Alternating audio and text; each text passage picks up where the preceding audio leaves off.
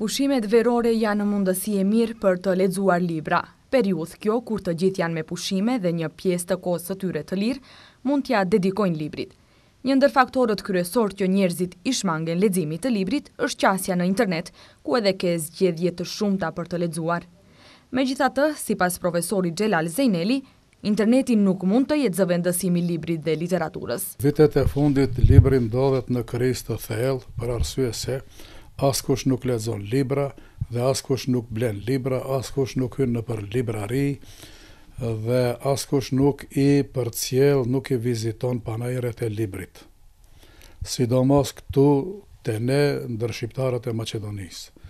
Në Shqipëri ndërkaq situata është ndryshe, madje edhe në Kosovë është ndryshe. Kurse te ne libri nuk është në krizë, ne jemi në krizë. Një njeri që veten e quan intelektual, çdo javë, çdo ditë dhe çdo muaj duhet të lexoj një libër, të letërsisë kombëtare apo të letërsisë botërore, kështu e fisnikëron shpirtin.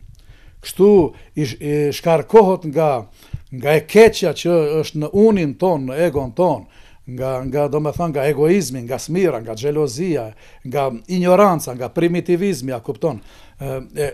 Shkëputemi nga banaliteti i përditshmërisë dhe i afrohemi qiellit.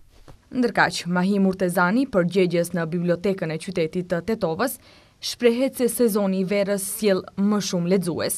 Ky trend shpresojnë ta përcjell edhe këtë verë bibliotekën. Nuk mendoj se do të ketë rramje, mendoj se do të ndiqet ai trendi i leximit si viteve të kaluara. Ne jemi furnizuar me tituj të ri, sa për informim për lexuesit mund të cekim se tash shpejt mbas panajirit jemi furnizuar me mjaft tituj të ri të lëmive të ndryshme dhe zhanreve të ndryshme. Nga ana tjetër, janë vetë qytetarët e anketuar të cilët pohojnë se i kushtojnë rëndësi leximit të librit.